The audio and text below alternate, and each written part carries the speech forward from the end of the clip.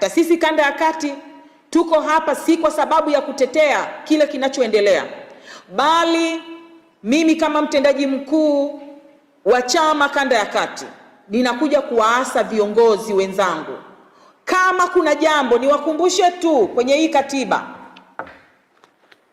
katiba, kwenye kipengele cha kanuni za maadili ya viongozi wa Chadema kinasema hivi, kuna kipengele kinasema hivi: kama kuna tuhuma zozote zilizopo kwa kiongozi, tunaruhusiwa kutoa maoni yetu au kuongea masuala ya tuhuma kwenye vikao vya ndani, sio kwenye vyombo vya habari. Kwa hiyo kwa wale walioniuliza kwamba kwa nini mmempa barua ya kujieleza na kusimamishwa kwa kiongozi wa chama mkoa wa Morogoro, ni kwa sababu alikiuka katiba yetu. Katiba yetu inakataa kuongea masuala ambayo ni ya ndani ukayapeleka nje hadi uwe unaidhini kama inapaswa kuongea nje. Lakini shutuma imekatazwa kwenye katiba kwamba kama una shutuma dhidi ya kiongozi haupaswi kwenda kuisema nje, bali kwenye vikao, na chama ndo kitakachochukua hatua kuweza kutoa adhabu dhidi ya huyo mtu.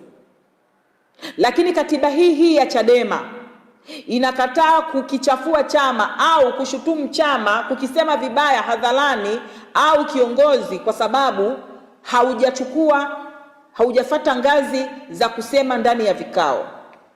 Kwa kiongozi wa ngazi yoyote akifanya kosa, unachukua maelezo au maandishi, unaambatanisha na vielelezo vya ushahidi, unapeleka ngazi husika.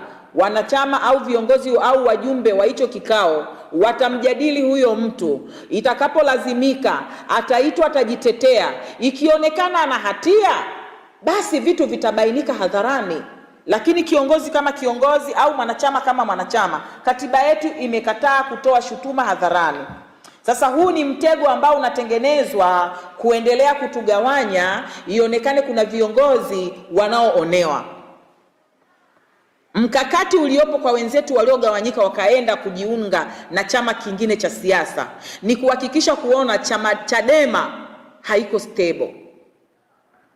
Kwa hiyo swala hili linaloendelea ndani ya chama, ndani ya mitandao ya kijamii, ni mpango mkakati wa kutugawanya.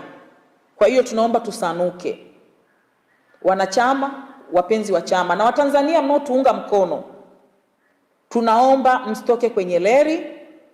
Shutuma yoyote ambayo imedhihirika kuwa hatia huwa inawekwa hadharani, na kama kungekuwa kuna kitu kama hicho, katibu mkuu alivyoongea na vyombo vya habari angeweka hadharani, kwa sababu hakuna mkubwa kuliko chama.